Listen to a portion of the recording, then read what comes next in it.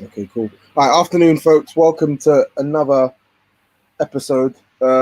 Scotty can't join us today. I don't know why. He just literally just abandoned me like 5 minutes before. But Well, don't sound so hurt, man. it's cool. No. It's cool. It's cool. It's cool. We got enough, excluding Stephen, to actually get a good conversation out of Champions League football, and maybe some Europa League football as well. But Rose, thanks for joining us today. How you doing? Yeah, no, I'm good. Yeah. How are you? I'm good. You're wearing your Man City top already. Wow. Of course I am. Beat one big side in Europe, and all of a sudden, you think you're the bee's knees.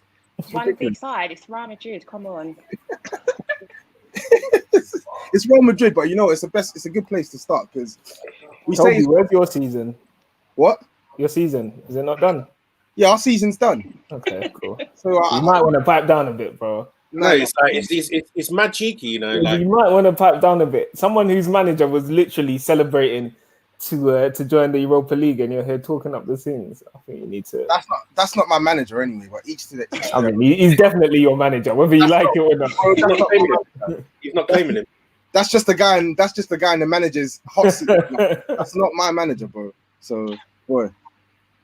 Anyway, I think obviously the best place to start is obviously Man City. But really and truly though, Rose, before we actually get into the match itself, like, did you even think that Real Madrid had any chance of knocking you out this over both legs? Genuinely? Yes. I was really worried when we went to the Bernabeu, because I don't think have we even won there before. I don't think we have. So no. I think the first leg was the most important for us. I just didn't want us to lose that first leg.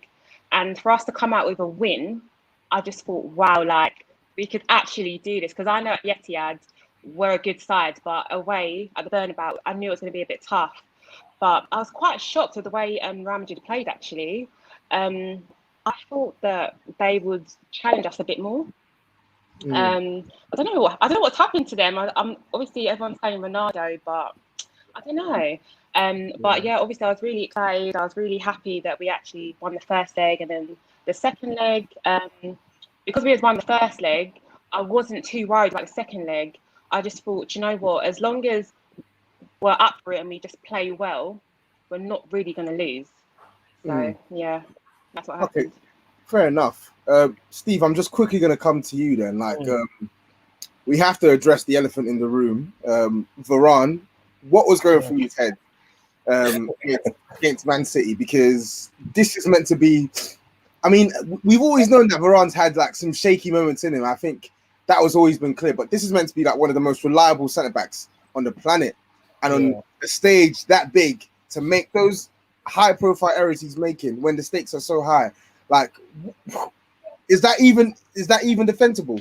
Yeah, you can't really legislate for it, to be honest. And I think it was characteristic of him, like maybe, I don't know, pre-Euro 16, like that sort of era of Varane. But I think since that, he's been pretty imperious as a defender, and we haven't seen too many mistakes from him. So I think that one you just have to chalk it down to a bad day. I don't think there's any other way you can explain it. But I was disappointed with Real Madrid as a whole. I know they grew into the game, but I just think looking at the strength of La Liga this season, like it's not where it has been in the last few seasons, and maybe they just struggled to get out of the gears they've been playing in La Liga, because obviously City are a much different side, and City press much more than some of the sides they'll face in La Liga. So I just think they struggled to go up a gear, and without Ramos there, obviously Ronaldo's been missing a few seasons. I don't think they look like the same side. You know what I mean? Because they've been called impressive by a lot of journalists in Spain, but I just think they're just up against really average sides at the minute, and they just haven't had to go up a gear. And we saw them fail at the first hurdle.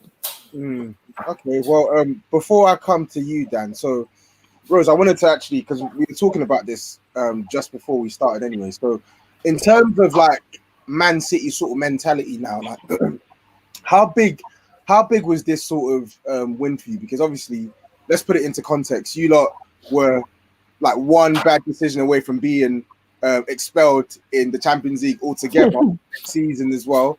And then in the previous seasons as well, like no disrespect to even us or Liverpool or Monaco, but you've gone out to sides where you were the strong favourite. So in terms of this win against Real Madrid, like do you think that gives you like sort of the added ammunition to go all the way this year, or do you reckon there's still a long way to go? I think obviously this win against Real Madrid was huge, but I do agree. I still think there is a long way to go. Like even like on Friday, Benzema was coming for our defence at times. So I still feel like we're a bit shaky. Edison helped us out a lot on Friday, even though like I would say that we kind of controlled the match. Benzema could have had like another goal, and that the game would have been different. So like when I think about it, I think it all depends on the City side that turns up. I don't know, like even I still have flashbacks about the whole Monaco match. I know that we've got Leon, and the next round everyone's like, yeah, it's an easy tie, but it's not, because I remember what was it? We were in 2017. We were beating Monaco 5-3 at home. Then we go to their stadium, and all of a sudden, I'm just seeing 3-1, and I'm just like, what is going on here? So, I don't know. Even though I know that this is a massive win for us, and like we're in the quarterfinals, I am still worried. I don't know. There's just something about City that just makes me worried. And facing Leon, not saying that I'd rather face Juventus, but at least I know, like, okay, we're facing Juventus. It's a hard side. Like we're gonna be up for it. Whereas Leon, because they might see Leon as not like a, let's say, the hardest side, and I don't know if they're going to be up for it. That's why I'm a bit nervous.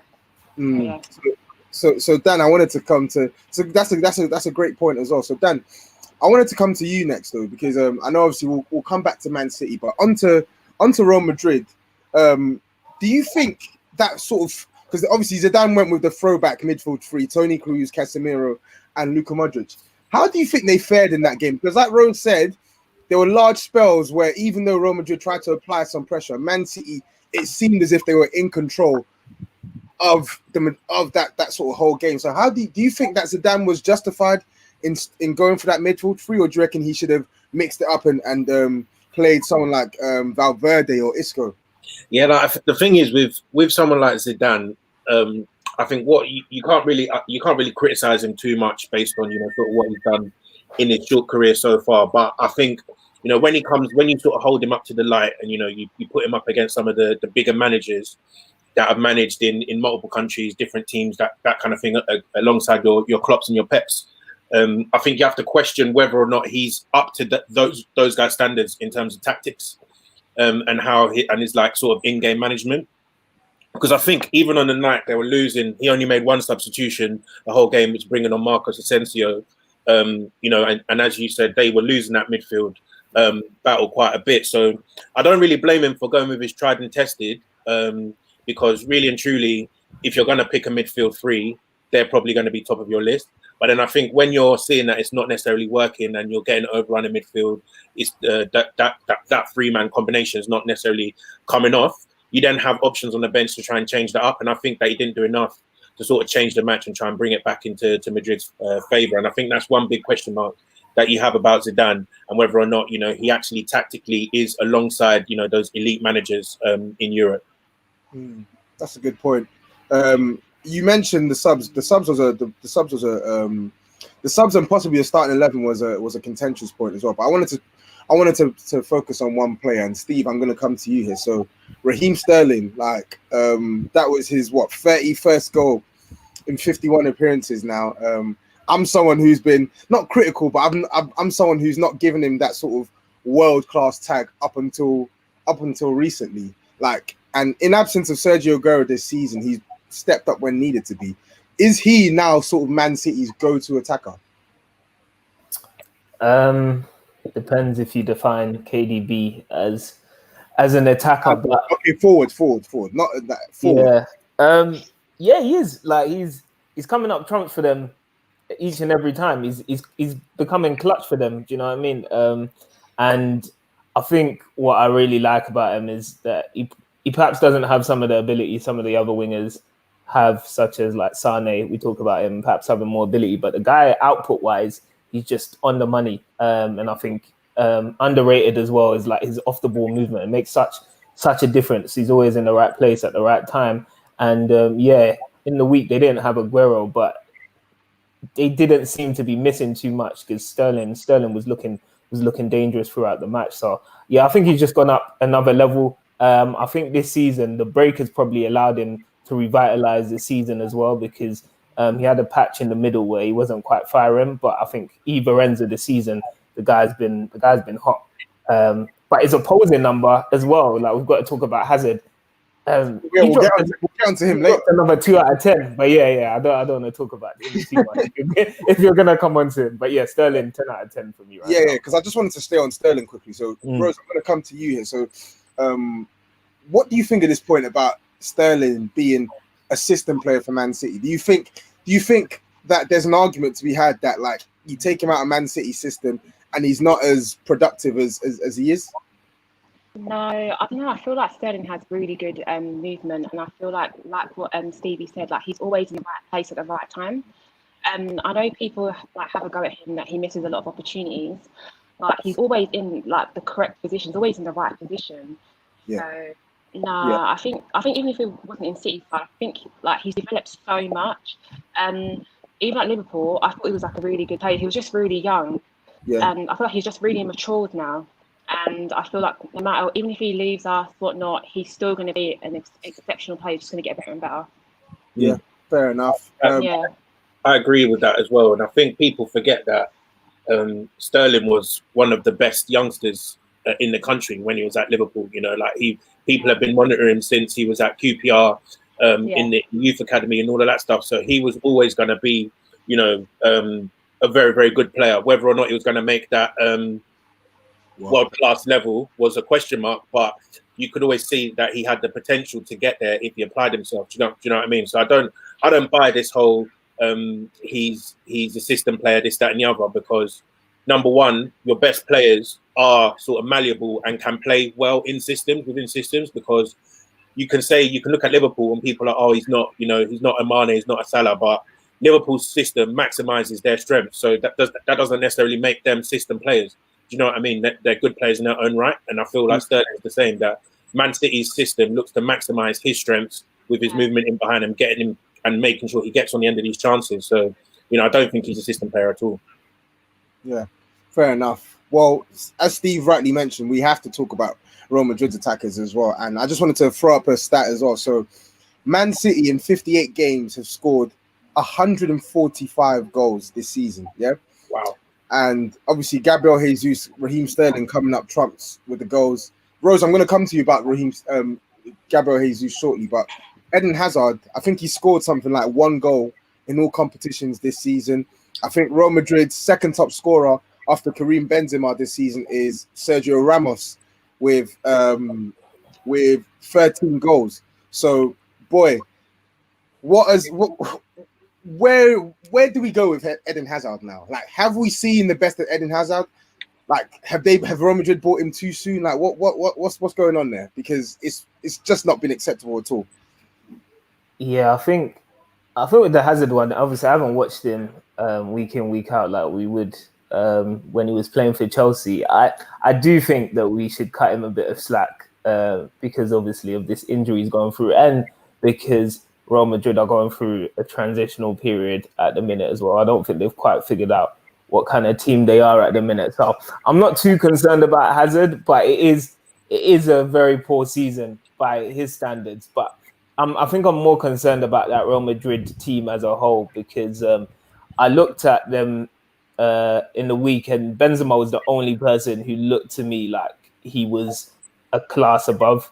The rest of them all look very average to me, and I know they've got a lot of young players coming through that they've invested in, but I don't know if either it's too early or too soon for them at the minute, or they're not quite at the level required. But I just don't see them becoming a stronger side next year. So I think they've got to go back into the transfer market and maybe get some proven players, because their stars are getting too old and their young players are a bit too young.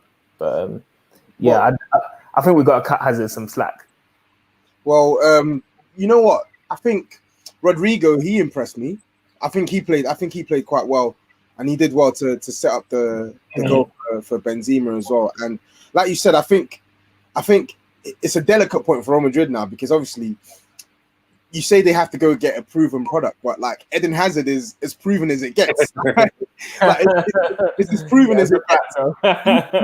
Luka Jovic was as proven as it got as well. He plundered in the goals in the Bundesliga as well. So they've also got some. They need to go again, man. They need to go again. But for whatever reason, whether it's, I know obviously Zidane sort of switched his sort of approach to games where it's more a case of how they can contain teams instead of blowing teams out of the water, but your second top scorer being your centre back is just not good enough. It's a funny one with Madrid, because I think they've been trying to plan for the future with some of their signings over the past sort of 2-3 years. Yeah, you know, when they're bringing in, you know, so Ferland Mendy's, Brahim Diaz, what's that? Eder Militao, was it that centre back that they brought in as well? You know, your Rodrigos, Vinicius Juniors, and all of this. And I think they've invested a lot in the youth, but I think what people need to remember as well is that it's not always going to be immediate impact from some of these youth players. It might take them 2, 3, 4, 5 years to actually sort of hit their potential. Do you know what I mean? Right? Like we've seen someone like Marcus Rashford for Man United. This is his 4th season in the Prem, and this is like when he's starting to actually sort of, you know, produce the big numbers that you'd expect for a forward in a big team. And it's a case of whether or not Madrid actually have the patience to wait for some of these young players to produce, you know, at that rate, because a lot of the time they do need people to come in and, you know, step up in the big games. Because when you lose big personalities like Ronaldo and Ramos and Modric, Kroos, and all of these guys are getting older, you need immediate replacements. And I'm not sure whether or not they're going to be able to make that transition with the way the fans are. Do you know what I mean? I think it depends as well on what they're going to accept as success, because if you look at Barcelona, they're struggling even more. So they might be able to hold on to La Liga for another 1 or 2 seasons, because Atletico looks weaker than they have been before, and Barca are in a mess. But if they're looking for Champions League glory, then this current squad, I think, is quite a bit off the pace, to be honest. Yeah, we say that, but I actually don't think it's a bit. I don't think it's that far off the pace. I think it just needs the right players to sort of click, because I think they've got the right balance of young and seasoned pros. I just think maybe a bit better utilization of the team he has, maybe certain players being fit at certain points throughout the season. I think he's got pieces there that he can definitely build on. I think, Tobi. But if you look at, to me anyway, if I look at the sides in Europe, I think there's at least 4 stronger sides than them. Yeah, 100. And I think, obviously, you say they need to go out and buy players who can bridge that gap. But equally, they could have some of these young players who could give them something that they haven't given them since they've been at the club. So you never know. It sort of works both ways. But enough about Real Madrid. I wanted to quickly get back onto Man City before we move on to the next sort of match. So Rose, what are your thoughts on Gabriel Jesus? Because we've spoken about him a lot on this pod. And for me, I'm always told and thrown as to whether he's good enough to actually adequately replace Sergio Aguero. Right now, I still think he's not. But I just wanted to hear your thoughts as a Man City fan. Like, what do you think of him? Because he's got 2 goals in the knockout stages now. But yeah, he's the type to go next week against whoever it is you play and then miss about 3 or 4 chances on goal. I don't think he's going to be our Aguero replacement. I think he's honestly, he's really good. And he's still young. You've got to remember that. So I think he can't replace Aguero. In my opinion, Aguero is like unreplaceable in my opinion, unless you're getting someone like Lewandowski. Like, come on. Or Harry Kane. I don't know. What? Yeah. Yeah. Okay, you know what? Okay, cool. I'll give you Harry Kane. Cool. But the thing about Gabriel is when he's onside, because you know he's offside quite a lot. He's like, he's always offside. I don't know why, but yeah. No, he's good. I don't know. Like on Friday he was exceptional, but then in other matches I just don't know. Like he goes missing. It's a tough one. Honestly, I don't think he can replace Aguero. But as like a, you know, like let's say like a backup striker, I think he's like good enough for that. Yeah. you know what? It's a funny one, right? Because I feel like on one hand, the fact that it's one leg sort of favours City in a way, because I think over two legs, Pep has been known to sort of overthink everything and, Yeah. do stupid things that cost you. But then on the other hand, I also feel like the fact that it's one leg can also cost you a little bit, because you're missing the clutchness of someone like Aguero. Do you know what I mean? Like on any one game, if chances are falling to Jesus instead of Aguero, he can cost you, and he has cost you in big games in the past. Like, I can think, some big games in the Premier League against Chelsea, against Spurs, where this guy's missing absolute sitters, and then you ended up not winning the game as a result. So, I think if you had Aguero, I would definitely have you down as favourites over, in this new format of one leg. But without him, I think a lot of these games are going to be 50-50. I don't know. I know what you mean. But I feel like the fact that it's one leg, it just shows like we just have to be up for it. Like, it's not like, the second leg we could win it back. No, we've just got to be 100% up for it. Because the thing about the City team, yeah, like obviously the FA Cup's different, but I think when it's been one game, you've been known to fall down. Like, you can see it against Wigan, in the final, against Arsenal twice. These are 3 games that you should really be wiping the floor with the opposition. And if it's just not your day, there is no second leg to then recover it. And I feel like over one leg, City have been known to actually just bottle these games. So, I think you're gonna have to what's it called? Get rid of those skeletons or whatever. But I do feel like beating Real Madrid at Bernabeu in the first leg, because honestly, I thought we'd get draw or we would lose. The fact that we've gone out there, that was the first game, and we've done it. We've beaten them. I'm hoping that will help us in the next matches, whereby we're just this is it. We've just got to just go out, and we haven't got to think, okay, there's a second leg, etc. No, we've actually just got to go all guns blazing in that match. But I don't know, it's still tough. I don't know. We don't know. With City, we don't know. City, we've been through everything. I just don't know. Anything can happen. How are we losing to Wigan? Do you know what I mean? Anything. I just don't know. Honestly, and the thing is, I think it's a nice sort of segue into your quarterfinal opponents, who obviously knocked out Juventus as well. Obviously, they lost 2-1 on the night, but they went through on away goals. Before I actually get into the actual match itself, Steve, you had quite a bit to say about the use of VAR and the shocking decisions. It was. Give us your thoughts on those decisions. Yeah, it was stunning. It was madness. You can't again. It's just like the Varane thing. You can't legislate for those decisions. If Leon had gone out, oh my God, they would have been absolutely fuming, because those 2 pens, they were it was clear. It was such a clear and obvious error. I don't know how they weren't overturned. So yeah, I mean, I don't want to go too much into it. I'm sure everyone's seen them, but yeah, it's just shocking stuff, man. I don't know how they get it wrong at that level. They've got so much time to go check.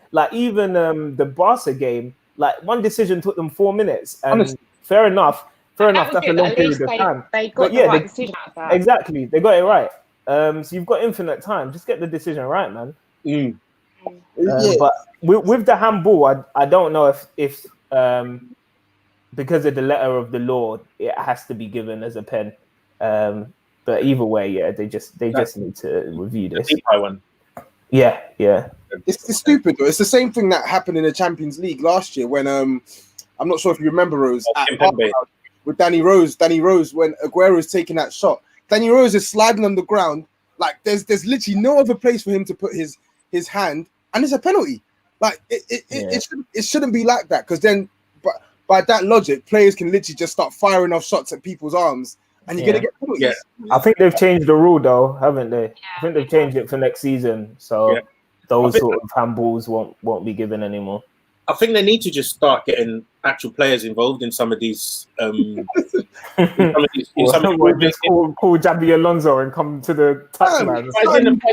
They should be consulted when they're coming up with the rules and how they should be implemented. Because like I feel like the fact that refs, they've never played the game and stuff. Obviously, none of us have played to a professional level, but they've never played the game all day. No, but you know what? I don't buy that excuse though, because you can have, like, as a ref, you must like football. So surely you've had kickabouts in the park. Like, a handball is a handball. But some of the decisions, though, I'm actually flabbergasted as to how the refs are coming to the conclusion. Like the pie one, like you've literally blocked the ball like anyone would, and they said handball, like he's not even made himself bigger, none of that, and it's like, oh, I don't understand how if you played the game, you would think that that's a handball. Do you get what I mean? Whereas people, they might be like too like in the detail and be like, oh no, what does the actual letter of the law say, and then enforce it that way without utilizing common sense or experience. You know what I'm saying? So, to be honest, I thought the actual pen that Depay scored in the end, I thought that decision was even worse because he's clean contact with the ball, and if anything, the players fell through, and they've given that penalty, and it's so clear in when you watch it back. But you know what? The game's done anyway. Rose, obviously, you were mentioning how sort of Man City sometimes they tend to like come unstuck against some of these sort of sides that they should beat. So Leon obviously showed that they weren't just there to make up the numbers, and I'm pretty sure last year as well they had an unbeaten record against you. They beat you at home, and they beat us at the Etihad. Yeah, they beat you at the Etihad. Their stadium was a draw. Yes, their stadium was a draw. I don't know how you lot managed to get a draw that game. Like they pummeled you from start. I'm scared. I told you that's why I'd slightly rather face Juve, even though Juve is the harder team. I feel like we'll be more up for it. I'm just hoping they've learned from those results. But honestly, I don't know. I'm sure Leon are going to be up for it as well. Like they're going to be so excited that they're facing us. So I don't know what is going to happen. That's going to be a match. I think it's going to be a high-scoring match as well. Victor. So, yeah, I think they're going to attack us. Our defense is still shaky. Like we still have issues. So I'm really nervous. I'm just hoping that. I'm hoping Pep doesn't overthink it as well, because obviously, you know how we lost. We've lost to them, and we've drawn to them. Pep might overthink the tactics. Yeah. So I'm hoping I don't overthink it, and I'm hoping we've learned from it. But I don't know. Honestly, it's like I think it's a 50-50 match. I don't know. Wow. Like everyone's like, yeah, City. No, I don't know. Fair enough. I actually don't think it's 50-50, but I do take everything you're saying on board. I think you lot, based on what we've seen this season, you lot could easily go there and somehow end up on the losing side. But that's the thing. And even though like we beat Real Madrid on Friday, like it was 2 mistakes. Like we were quite lucky. As well. Like both of our goals are from 2 mistakes. So I don't know. Yeah, fair. Like I said, Benzema had opportunities. So any other day, like he would have probably like scored 2 or 3. So yeah, I do think it's 50-50. Honestly, it depends what City side turns up.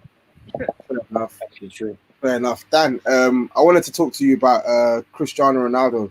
That's 67 goals now in knockout football. How long is he going to wait before he actually gets his hand on the big ears again? Because obviously he left Real Madrid to sort of try a new challenge now. And fair enough, of course they're expected to win the title, but let's be real, like this guy is not the highest goal scorer in knockout football for no reason. He wants the Champions League. And now that they've sacked Sarri as well and they've brought in Pirlo, how long is he going to wait before he gets his hands at a Champions League again? I don't even know. Like he's won it 5 times now, man. He needs to just relax. Like, he's. Did you see the video of his reaction as well? That wasn't in that game, man. Oh, was it not? No, man. People need to use their sense. That wasn't in that game. Because what happened? There was a video going around of him like throwing a strop and whatnot, and it's a video from when he got sent off last year against Valencia. It has nothing to do with the season. Because my thing is, I don't think he's going to win it at Juventus, to be honest. Like, I think the makeup of that team, I don't know what their recruitment has been doing over the past few years, but that team is not set up to win any sort of European trophy for me, to be honest. So I think if he wants to win it, he'll probably have to go somewhere else. Whether or not anyone is going to slap the peas down to bring in like a 35-year-old Cristiano Ronaldo, any Champions League winning team will do that. I'm not sure. So I'm probably going to say that I don't think he's going to win it again. You know, unless he goes to like a PSG or something like that as their like sort of final Hail Mary to win the Champions League. But yeah, I'm just going to go out and say I don't think he's going to win it again personally. Yeah, I think at Real Madrid, like they were really reliant on Ronaldo, but they just had better players, didn't they? Whereas now at Juve, they're reliant on him, but they haven't got the players. Yeah. That they had. Yeah. Yeah, I agree with that. I don't think that he's going to win it at Juve. Yeah, I think it's going to be interesting seeing Pirlo trying to coach him.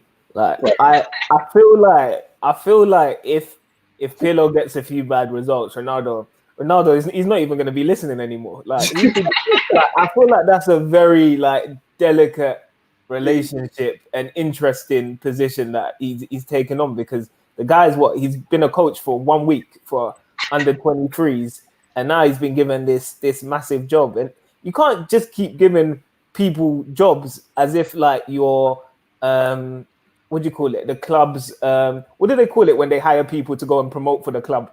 Like what Quinton Fortune and Park.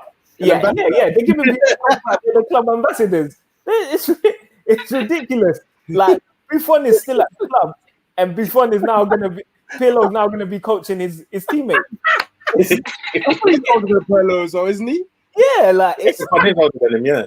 It's strange to me. So I think, Pirlo, I hope he knows exactly what he's going to do, because, that team, they're guaranteed Serie A success, but that's not what people are in the job for, obviously. So to win the Champions League, that's a different kettle of fish. Like, you've got to be hiring like top managers, because even top managers struggle. So yeah. To me, that Pirlo appointment, that basically says to me that they're giving up on their hopes of winning the Champions League.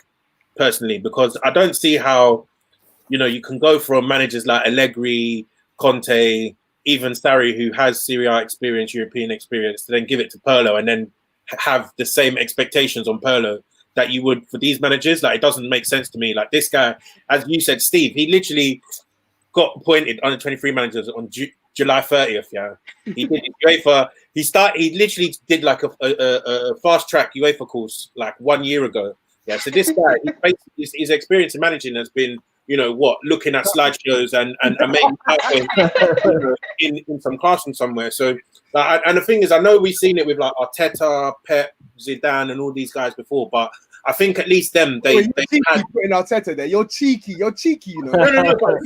As in just the appointments, not the success. Okay, cool. Just the appointments. But it's like, I think at least they had some small credentials in, being an assistant or coaching the B team or coaching the under 23s. Like, this just seems mad early to be giving him this is one of like the biggest 5 clubs in Europe. Do you know what I'm saying? Like, it's crazy. I can't wait to see it go down in flames. I'm not gonna lie. I'm not gonna lie. Because Pirlo, he's been so cool his whole career. I want to see him under fire. Just for entertainment purposes.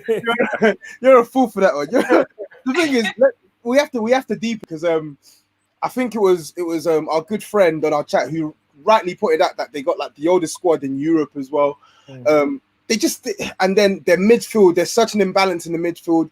The striking department is non-existent because Higuain he's just fell off a cliff. Like, they need refreshing in that squad. So maybe they're probably thinking, you know what, we're accepting that this squad needs a rebuild, and maybe Pirlo, we're going to give you the opportunity to do that. But like you lot have rightly pointed out, Sarri won the Scudetto this year and he got sacked.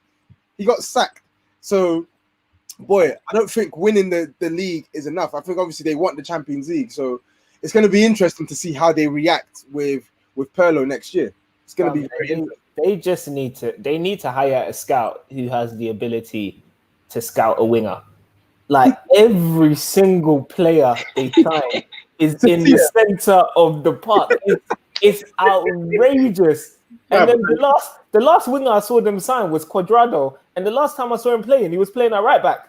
Like, they got Bernadeschi and yeah. I think he hasn't scored for them in Yonks, or either that or he's got like very few goals in a couple of years. So yeah, he's not. I think they need to.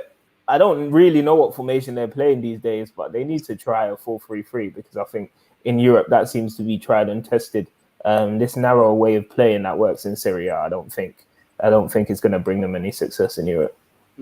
Okay, well, we got 2 more matches, so I'm gonna obviously just sort of bounce off them. So obviously Bayern thrashing Chelsea 4-1, that was brilliant, and then 7-1 on aggregate, and then Barcelona sort of crawling to a 3-1 win, 4-2 on aggregate as well. So, Rose, Lewandowski, 2 goals, 2 assists. Like, why have they decided to cancel this Ballon d'Or this year? Because I feel like it's just a big robbery for him. Yeah, no, they knew that he would win it, and they knew that. I feel like De Bruyne would have got second. So I think because it doesn't involve Messi and Ronaldo, I think that's why they cancelled it. That's my opinion. That's a deep conspiracy theory, but. I agreed with that. I agreed with that in the season where neither Messi or Ronaldo are like contenders. Like, think about it. Why would you cancel it? I'm gonna back Rose in that one because they could have just done it like how all the other award ceremonies have been done, like online, whatever. You still vote. Like, it's just it's very dubious, man. It's spooky. It's spooky as hell. But so obviously I'm going to be switching across both matches, but on Barcelona as well. Yeah, I'm not sure if you lot watched the match yesterday, but this Barcelona team are actually pants. Like, they are actually pants. Like, they were at home yesterday. They mustered 7 shots, 4 on target. They created only 1 clear chance, and that was a bloody penalty, for heaven's sake. So I wanted to come to you, Dan, on this. What is it about Barcelona now this season? Like, why can't it just click for them? And what do you expect against Bayern Munich for them? Like, because I can only see it going one way. Yeah. I think they're going to get savaged by Bayern. Savage. I'm not going to lie. Like, I'm just thinking about the pace and power that Bayern have up top and in midfield will just be too much for Barcelona to handle, to be honest. And I just feel like the whole balance of their squad, their first 11, whichever first 11 they put out, their balance is always wrong.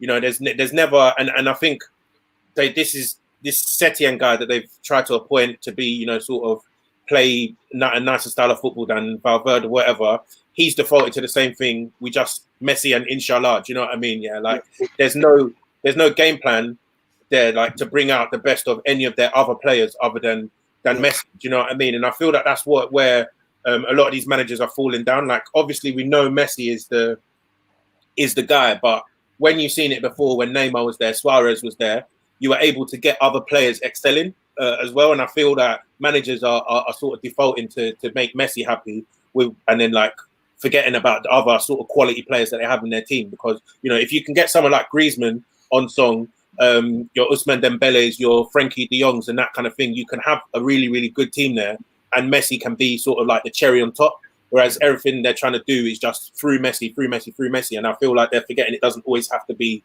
that way. I think that.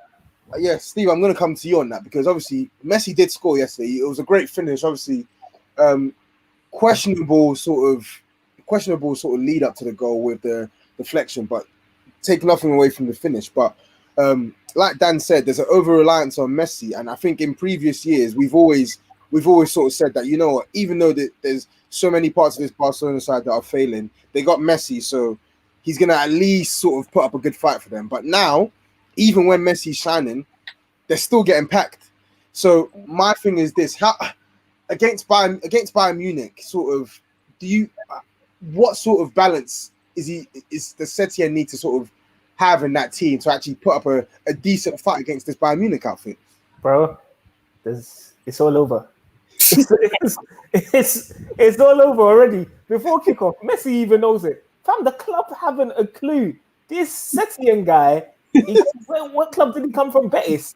This guy doesn't have the the credentials to be managing this club. That's probably what Messi thought when they hired him, because I heard it was even rumored they tried to get in Xavi, and Xavi was like, "No, I don't want part of this mess." And then that's why they rushed to get Setien. And if you look at the team, I saw someone describe it perfectly yesterday. They were saying like there's literally very little difference between Messi playing for Barca now and Messi playing for Argentina. Such is the dependence and reliance on him as a player, and the mess and the chaoticness all around him, like at all levels of the club. And it's an absolute sham. There's absolutely no way they can win that match. Like in years gone by, obviously Messi is still an amazing player, but he's declining. So you can nullify him to an extent now. And if you nullify him, the other players are not doing that. Suarez is past his peak. He may still be a good player, but not quite at the level he was. And then Griezmann's having an even worse season than Hazard is. Do you know what I mean? So I think he's having a better season than Hazard. Well, much better. Much better, yeah. And he's not been. Think? Yeah, I think he's been distinctly average. So yeah, if I'm honest, I don't think there's anything they can do in that match. Is the literal is an inshallah and hope. Yeah, you know what? It's a weird one, because when you look at the amount they spent over the past 4 or 5 years to still be so reliant on Lionel Messi. Bear in mind, this isn't a 27-year-old Messi. This is a 32 or 33-year-old Lionel Messi. You're expecting him to play 90 minutes and win you the game and boss games. Like, it's unrealistic. And like you said, Steve, like, I think the biggest insult that I can give to that Barcelona team is when I'm watching them, they look so ordinary. Like yesterday, Napoli were in the game from start to finish. Like, there was never a moment where, even when they were 3-0 up, there was never a moment where you thought, Barcelona are walking this. Napoli were always in the game. And I think when you have teams playing against Barcelona now, there's no air of dominance anymore. That air of dominance is gone. Like, anyone can give them a game now. And I think that's the sort of biggest insult I can give to them. And speaking of terrible teams, I need to sort of switch back to the Bayern Munich Chelsea game. So, Rose, I actually want to just talk on Frank Lampard for a little bit, because by all accounts, I think he's had a reasonably good season. I think he's done okay. But Chelsea have conceded 79 goals in all competitions this season. That's a ratio of what, 1.44 goals per game. It's their worst since 1990/1991. Who is to blame for the defensive mishaps? Is it the defenders that are simply not at the level anymore, or should some blame actually go towards Frank Lampard? Wait, is it Frank Lampard's first season with them? It's his first season at Chelsea, yeah. No, it's his first season. Look at Arteta. You've just got. I feel like you have to give him like 2 or 3 seasons, like, to just, I feel like he even needs to make some signings as well. Like, he needs to buy his own players as well. Nah. I'm not judging Lampard on this season. He got him Champions League. Like, come on, his first season. I'm with you, Rose. I think it's too early to be. It's too early to judge him. No. But he's made mistakes, though. Against Bayern Munich, like, come on, like, you've just lost the first leg, like, by how many goals, and then the second leg, like, come on, like, I feel like I don't know. Maybe it's just gone. I don't even know what he could have done. And Bayern Munich are just too powerful. But mate, I don't know, what could he have done? I think, and I'm going to go to Dan for this one after, but I think there's a criticism with Frank Lampard. It doesn't matter whether he's playing big or small sides. I think it's very sides don't find difficulty in creating chances against Chelsea. That's my biggest critic. Oh, that's my biggest critique of him. I don't think sides struggle to create chances against Chelsea, especially from set pieces as well. I mean, yesterday was a joke. Yesterday there was a corner. Thiago is 5'6", 5'7". He's a midget, and he's got a free header in the box. Please don't tell me that this is all just down to the players. Like, it's a combination of the players and the manager. Now, Dan, I wanted to come to you next on this. So they're looking to buy Havertz. They've already signed Werner. They've already signed Ziyech.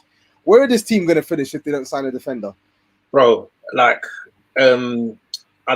I still think they'll have enough to finish top 4, just because I think with that strike force and that attack, it's enough to sort of blow these little teams away. But then the big games is probably where they'll get exposed. And I'm not sure you know, the likes of Leicester, Arsenal, Spurs, Wolves will have enough to sort of pick them to fourth or third. But so I think they'll finish fourth. But I don't actually think fourth is good enough after spending that money on those sort of attackers, right? So like Abramovich is not shelling out, you know, 200 million in a COVID summer for you to just scrape fourth and, you know, go out in the last 16 of the Champions League like they've done this season. Lampard's had his excuses, you know, set out for him this season, ready-made, you know, our transfer ban, sold Hazard, this, that, and the other.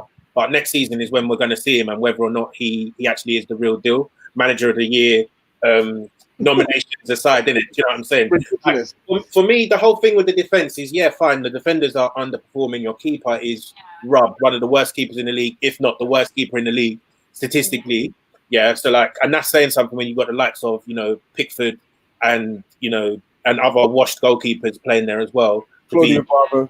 Yeah, and all of these rubbish keepers, and your keeper's the worst of the lot. Yeah, but one thing I would say is, you know, Rose mentioned Arteta, and it's like I think our players defensively are way worse than what Chelsea had, isn't it? Like Chelsea had one of the best defensive midfielders in the world in N'Golo Kante. You know, you have solid enough centre backs. You sold who's supposedly a joke in David Luiz to Arsenal. You know what I'm saying? Like, so you got established professionals there. So you conceding all of these goals, I don't think it's solely down to the players. Like the manager needs to do a lot more to protect these players and protect the keeper who can't save any shots. So you should stop conceding as many shots as you do. Do you know what I mean? So I do think he has to take some blame, but I'm not going to put it solely on his shoulders. But I do think he needs to take some blame. Yeah, I think. So do you think would be like a good season for Chelsea next season? Because like I feel like Real Madrid, not Madrid, Man City and Liverpool are just a lot stronger than any other side. So I don't see how they could really challenge, even with these new signings, challenge for the Premier League. So I don't know what you think like they should do. Like, I just don't see. I think for me, the objective. Abramovich, I think it's unrealistic to expect that Lampard is going to all of a sudden win or even put up a strong challenge for the title next year, because I think Man City and Liverpool are well ahead, and even City, as poorly as you lot have been at times this season, you're much further ahead than Chelsea. You're only going to improve. But I think the mark of an improved season for them next year is how big that gap is between the likes of yourself and Chelsea. How many points can he get on the board? Because Chelsea had something like 66 points or something like that this season.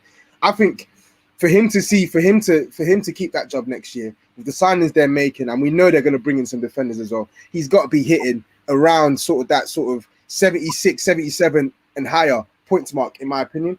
Irrespective of whether you lot finish on 90 points or 80 points, I think that gap needs to be cut down considerably.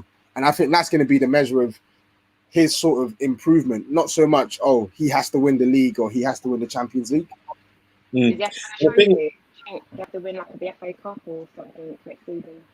I mean, it's Chelsea, so there's always going to be pressure for you to win trophies. So I think that pressure is always going to be there. But I don't think he would get sacked for not winning the FA Cup or something like that, for instance. I think I do hear you lot in saying that you know, you can't be expecting them to challenge, but I also say, like, why not personally? Because, you know, when you go out and spend that much money after finishing fourth, you know, what are your goals if not to challenge for the title? Do you know what I mean? Like, if you look at Pep's first season was slightly underwhelming. They came third, I think. You know, then the next season they got 100 points. You know, then Klopp, his first full season, they came fourth on 75 points. The next season they got 98 points. Do you know what I mean? So it's not necessarily like, it's always a process of 2-3 years that needs to happen, this, that, and the other. Like, I feel like when you're spending that much money, you're bringing in, you know, really, really good players. You know, some of the best young talents who are putting up numbers in other leagues. When they come into that Chelsea team, I feel like Abramovich is saying, well, this is our expectation. I want you to be up there with Liverpool and Man City. And I don't think that there'll be too much of an excuse for them to also for there to be another sort of 20-30 point gap between those teams. Yeah, fair enough, fair point. I think obviously last point before we sort of move, just quickly brush past the crappy sort of Europa League. Bayern Munich, what are their chances of sort of winning it this year? Are we saying that they're now sort of the sort of clear favorite based on their form this season? Because I mean, the second part of the season, because I think they're unbeaten in 2020. They've won all of their matches since the restart. Like Lewandowski's fit, Toliso's back, Nicolas Sula is back, Lucas Hernandez is fit. Like they've got no sort of major injuries, no concerns as well. So, do we think that like the Champions League is theirs to lose this year, or they look like they just look like a proper German team right now? Do you know what I mean? They're just dominant and efficient and just doing the business. But that being said, I think the Champions League this year is anyone's trophy. I don't think there's any particular favourites, because if I look at the defenses of some of the stronger teams like City, PSG aren't amazing defensively, but City and Bayern in particular, they defend high, and I'm not particularly convinced by their defenders. So I think it just could be whoever capitalizes on their chances or whoever makes the least errors could pick up that trophy. Bayern looks strong, but yeah, I just know that centre-back pairing and in defence, they just don't seem solid to me. So I think anyone could pick this up, but they look good. Yeah, no, that's fair enough. Yeah, I do agree with you as well. I think it is quite open. If I had to put money on it though, I'd probably have to put it on Bayern, but I could easily make a strong case for PSG with Neymar being fit, or Man City with. Well, it depends on how long Aguero is going to be injured for. If they can get him back fit and firing, then I think they got just as good a chance as anyone to win the Champions League this year. But before we get go on, Dan, sorry. I think a really dark horse might be Atletico Madrid now that it's one leg, just because I feel like in any one game they can sort of upset a lot of teams and with a solid defensive performance, and then just get you on the counter. Personally, like they only need to win games 1-0. Do you get what I'm saying? So I feel like they're a bit of a dark horse. Nah, I can't see it. I think I think it'll be disappointing if PSG don't come out as the sort of emerging sort of victors of that side of the Champions League. I mean, Atalanta are a good side. Don't get me wrong, but it's a mismatch. Do they even have Ilicic? I don't know. It depends on if he's going to play. We heard the rumors about his wife cheating on him or something like that. I don't know. I don't know. His head is scattered. What's that? Apparently he's given up football. No. Yeah. His head is scattered. He's taking personal leave. That's a bad thing. I shouldn't laugh. I don't even. No, seriously though. Like, in any other walk of life, can you do this? Like, if my wife cheated on me, I can't just go to work and be like, I'm taking a leave of absence, can I? Piss off, man. Well, you can take a leave of absence for your mental health, innit? Like, I'm paid, innit? Nah, there's only one way to get over that, innit? Go and bang in some goals. I didn't know that's how you're gonna end. Finish.